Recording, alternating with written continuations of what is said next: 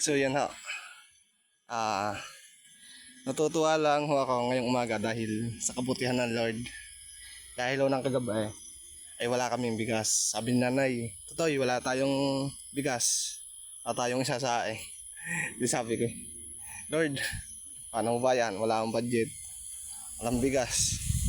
Pero salamat ho sa Lord dahil yun po. God is good all the time talaga na.